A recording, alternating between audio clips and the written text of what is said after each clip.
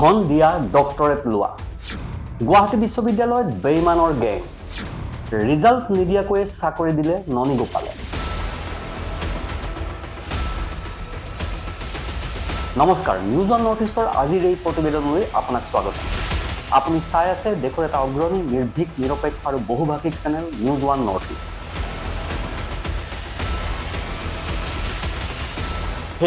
এইবাৰ গুৱাহাটী বিশ্ববিদ্যালয়ৰ গৰিমাটোক কালিমা সানিলে খুদ উপাচাৰ্য ডক্টৰ ননী গোপাল মহন্তই গুৱাহাটী বিশ্ববিদ্যালয়ত শেহতীয়াকৈ হৈছে নিযুক্তি কেলেংকাৰী গুৱাহাটী বিশ্ববিদ্যালয়ৰ উপাচাৰ্য ননী গোপাল মহন্তই দুৰ্নীতি আৰু অনিয়মেৰে বিশ্ববিদ্যালয়খনৰ চাকৰিত নিযুক্তি দিছে এই অভিযোগ তৃণমূল কংগ্ৰেছৰ নেতা দুলু আহমেদৰ বৃহস্পতিবাৰে তৃণমূল কংগ্ৰেছৰ গুৱাহাটীস্থিত ৰাজ্যিক কাৰ্যালয়ৰ এখন সংবাদমেল সম্বোধন কৰি দুলু আহমেদে গুৱাহাটী বিশ্ববিদ্যালয়ৰ নিযুক্তিৰ ক্ষেত্ৰত দুৰ্নীতি অনিয়ম হোৱাৰ তথ্য সদৰি কৰে তেওঁ কয় গুৱাহাটী বিশ্ববিদ্যালয়ৰ উপাচাৰ্য ননী গোপাল মহন্তই তেওঁৰ বিৰুদ্ধে মই অনা বিভিন্ন অভিযোগ সন্দৰ্ভত তেওঁ মোৰ বিৰুদ্ধে মানহানিৰ গোচৰ দিম বুলি কৈছে কিন্তু বিগত 50 দিনৰ পাছতো কোনো ধৰণৰ গোচৰ নিদিলে অৱশ্যে কিছুদিন পূৰ্বে আৰএছএছৰ সৰু সৰু লৰাৰ জৰিয়তে পানবজাৰ ক্ৰাইম ব্ৰাঞ্চত মোৰ বিৰুদ্ধে কিছুমান ভুৱা গোচৰ দিছে মই ননী গোপাল মহন্তৰ দুৰ্নীতিৰ কথাহে কৈছিলোঁ তাত কোনো সাম্প্ৰদায়িক কথা নাছিল ইমান অভিযোগ প্ৰতি অভিযোগ থকাৰ পাছতো ননী গোপাল মহন্তই আৰু এটা সাহস কৰিছে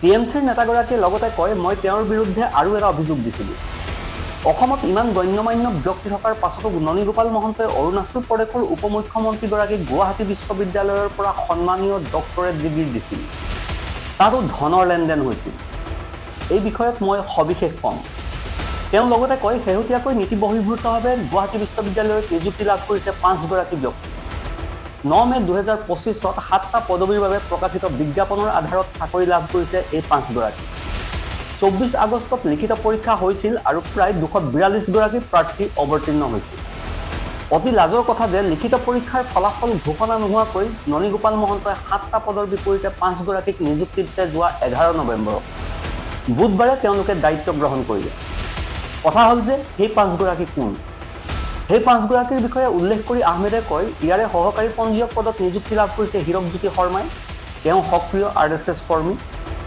আনহাতে তথ্য আৰু পৰিসংখ্যা বিষয়া হিচাপে নিযুক্তি লাভ কৰিছে প্ৰাৰ্থনা শৰ্মাই তেওঁ হৈছে এএছপি গীতাৰ্থদেৱ শৰ্মাৰ পত্নী সেইদৰে সহকাৰী পৰীক্ষা নিয়ন্ত্ৰক পদত নিযুক্তি লাভ কৰিছে লুকু ডেকাই তেওঁ গুৱাহাটী বিশ্ববিদ্যালয়ৰ বৰ্তমান পঞ্জীয়ক উৎপল শৰ্মাৰ প্ৰতিবেশী তথা পঞ্জীয়কৰ পুত্ৰক টিউচন কৰে টিএমচিৰ নেতাগৰাকীয়ে কয় আনহাতে সহকাৰী কোষাধ্যক্ষ পদত নিযুক্তি লাভ কৰিছে গীতাশ্ৰী শৰ্মাই তেওঁ ননী গোপাল মহন্তৰ পৰিয়ালৰ লগত অতি ঘনিষ্ঠ সেইদৰে সহকাৰী গ্ৰন্থকাৰী পদত নিযুক্তি লাভ কৰিছে কণিকা মালাকাৰে তেওঁ ননী গোপাল মহন্তৰ অতিকৈ ঘনিষ্ঠ ক্ষমতাৰ অপব্যৱহাৰ কৰি ননী গোপাল মহন্তই তেওঁলোকক নিযুক্তি দিছে তেওঁ কয় ৰাজনৈতিক প্ৰভাৱ খটুৱাই নিযুক্তি দিছে যোগ্যসকল বঞ্চিত হৈছে এই নিযুক্তি প্ৰক্ৰিয়াত দুৰ্নীতি হৈছে ইয়াৰ আমি তদন্ত বিচাৰিছোঁ দাবী কৰিলেও তদন্ত নিদিয়ে আমি জানো চৰকাৰে কি কৰে চৰকাৰৰ কথা সকলোতে জাতি ধৰ্মতে সুবিধাবাদী চৰিত্ৰ থাকে কিন্তু অসমৰ আটাইতকৈ ব্ৰাহ্মণ সমাজৰ যিকেইজন বেইমান আৰু সুবিধাবাদী হিচাপে চিনাক্ত হৈছে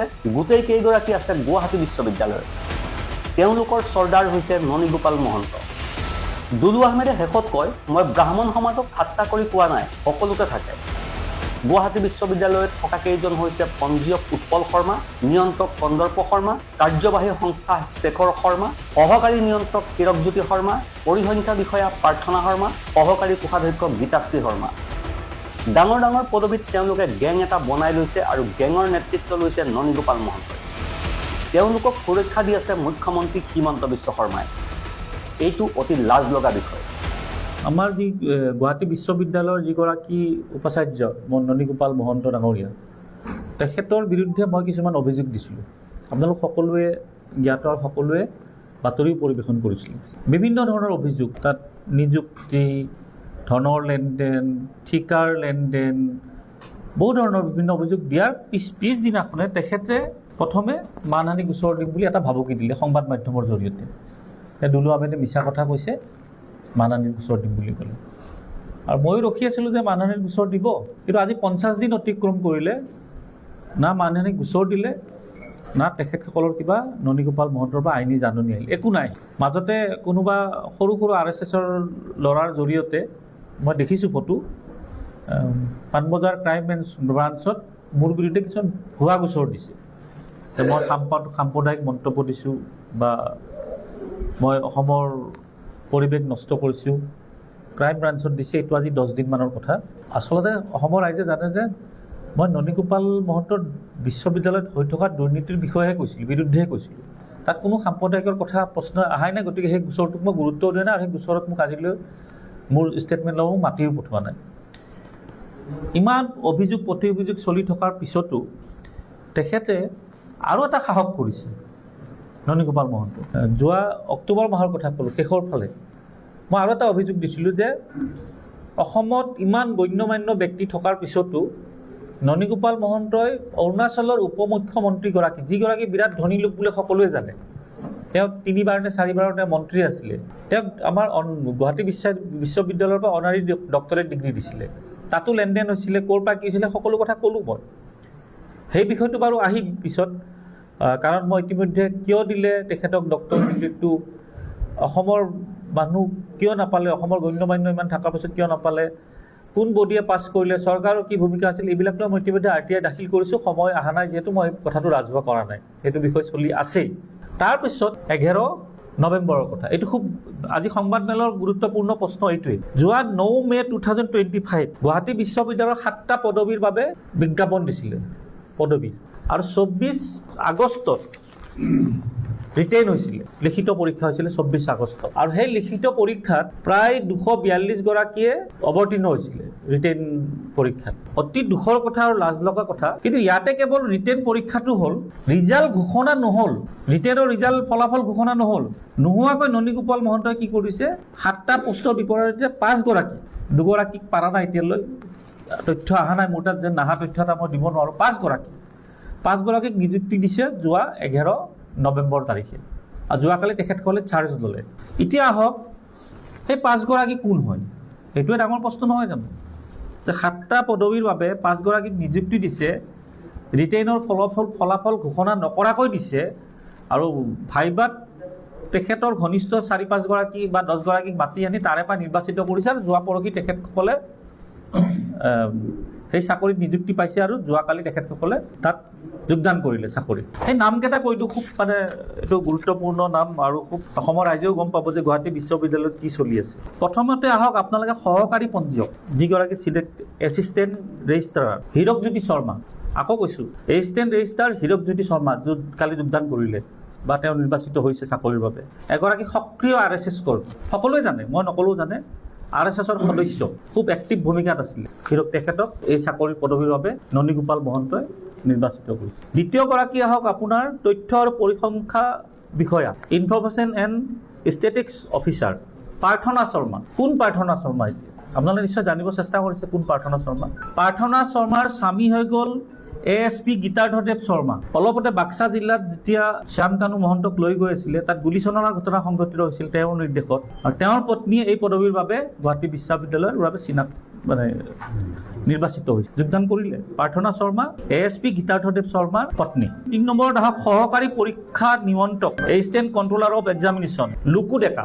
লুকু ডেকা গুৱাহাটী বিশ্ববিদ্যালয়ৰ বৰ্তমান যিগৰাকী পঞ্জীয়ক উৎপল শৰ্মা, একেবাৰে লাগালাগি ঘৰ, আৰু লুকু ডেকাৰ বৰ্তমান যিগৰাকী পঞ্জীয়ক উৎপল শৰ্মা, তেখেতৰ পুত্ৰৰ টিউচন কৰাই, তেওঁ পদবী পাইছে এছিষ্টেণ্ট কণ্ট্ৰলাৰ অফ এক্সামিনেশ্যন, লুকু ডেকা। 4 নম্বৰত আহক এছিষ্টেণ্ট ট্ৰেজাৰাৰ গীতাশ্ৰী শৰ্মা। ননীগোপাল মহন্তৰ পৰিয়ালৰ লগত খুব ঘনিষ্ঠ, ওলাই যাব এইবিলাক তথ্য মই দিম, গতিকে তেখেতক গীতাশ্ৰী শৰ্মাক এছিষ্টেণ্ট ট্ৰেজাৰাৰ পোষ্টৰ বাবে নিৰ্বাচিত কৰিছে ননীগোপাল মহন্তই। 5 নম্বৰ আহক সহকাৰী গ্ৰন্থাগাৰী কণিকা মালাকৰ। কণিকা মালাকৰ হৈ গ'ল ননীগোপালৰ অতিকৈ ঘনিষ্ঠ, আৰু নিৰ্বাচিত কমিটি যিখন থাকে তাৰে এগৰাকীৰ তেখেতৰ পৰিয়ালৰ সদস্য কণিকা মালাক। এই 5টা পদবীৰ বাবে তেখেতসকলে ননীগোপাল মহন্তই সমতাৰ অপব্যৱহাৰ কৰি নিযুক্তি প্ৰক্ৰিয়া ফলাফল ঘোষণা নোহোৱাকৈ, ৰিটেন টেষ্ট ঘোষণা নোহোৱাকৈ তেখেতসকলে এই পদবীত নিযুক্তি দিছে। এইটো এটা খুব লাজ লগা কথা। যোগ্যসকল বঞ্চিত হৈছে।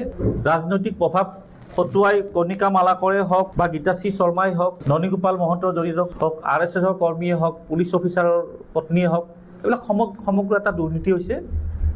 তদন্ত বিচাৰিছোঁ, ভাবিব লগা একো নাই, তদন্তটো নিদিয়েই, আমিতো তদন্তৰ দাবী কৰিছোঁ। চৰকাৰে কি কৰে চৰকাৰৰ কথা। মূল কথাটো হৈ গ'ল, এটা কথা আপোনালোকে আজি নকলেও নহ'ব, যে সকলো জাতি ধৰ্মত কিছুমান বেইমান সুবিধাবাদী বদমাছ কিছুমান থাকে, কেৱল সুবিধাবাদী চৰিত্ৰ তেখেতসকলৰ। হিন্দুৱে হওক বা মুছলমানে হওক বা খ্ৰীষ্টানে হওক বা সকলোতে থাকে। এইটো মই আপোনালোকে কথাটো বেলেগকৈ লৈ নাযাব, কাৰণ আজিৰ প্ৰেছ মিটটোৰ কিছুমান কথা খুব গুৰুত্বপূৰ্ণ। সকলো জাতি ধৰ্মতে থাকে কিছুমান বেইমান সুবিধাবাদী বদমাছ কিছুমান থাকে, কিন্তু অসমৰ আটাইতকৈ ব্ৰাহ্মীণ সমাজৰ যিকেইগৰাকী বেইমান সুবিধাবাদী হিচাপে চিনাক্ত হৈছে গোটেইকেইগৰাকী আছে গুৱাহাটী বিশ্ববিদ্যালয়ত। নাম কেইটা মই কৈ দি আছোঁ আপোনাক পদবীত। তেখেতসকলৰ আকৌ চৰ্দাৰ হৈ গ'ল ননীগোপাল মহন্ত। এইটো মই কোনো ব্ৰাহ্মীণ সমাজক ঠাট্টা কৰি কোৱা নাই, মই আগেই কৈছোঁ যে হিন্দু মুছলিম সকলো জাতি ধৰ্মত কিছুমান বেইমান সুবিধাবাদী লোক থাকে। ঠিক তেনেকুৱা ব্ৰাহ্মীণ সমাজক বদনাম কৰিব পৰা সুবিধাবাদী বেইমান কিছুমান গুৱাহাটী ইউনিভাৰ্চিটিত নিযুক্তিত আছে। নামকেইটা আপোনালোকে লৈ লওক। প্ৰথম নামটো আহক আপোনাৰ উৎপল শৰ্মা, তেওঁ পঞ্জীয়ক। কন্দৰ্প শৰ্মা নিমন্ত্ৰক। শেখৰ শৰ্মা কাৰ্যবাহী সংস্থা। হীৰকজ্যোতি শৰ্মা সহকাৰী নিয়ন্ত্ৰক। প্ৰাৰ্থনা শৰ্মা পৰিসংখ্য বিষয়া। গীতাশ্ৰী শৰ্মা সহকাৰী কোষাধ্যক্ষ। এইবিলাক ডাঙৰ ডাঙৰ পদবীত তেখেতসকলে এটা গেং এটা বনাই লৈছে, আৰু গেঙৰ নেতৃত্ব হৈছে ননীগোপাল মহন্ত, আৰু তেখেতসকলক সুৰক্ষা দি আছে মুখ্যমন্ত্ৰী হিমন্ত বিশ্ব শৰ্মা ডাঙৰীয়া। এইটো খুব লাজ লগা বিষয়। মই আকৌ কৈছোঁ যে ব্ৰাহ্মণ সমাজক মই ঠাট্টা কৰি কোৱা নাই, কিন্তু ব্ৰাহ্মণ যেনেকৈ প্ৰতিটো জাতি জনগোষ্ঠীত কিছুমান বেইমান সুবিধাবাদী লোক থাকে, ঠিক তেনেকৈ ব্ৰাহ্মীণ সমাজতো আছেতো।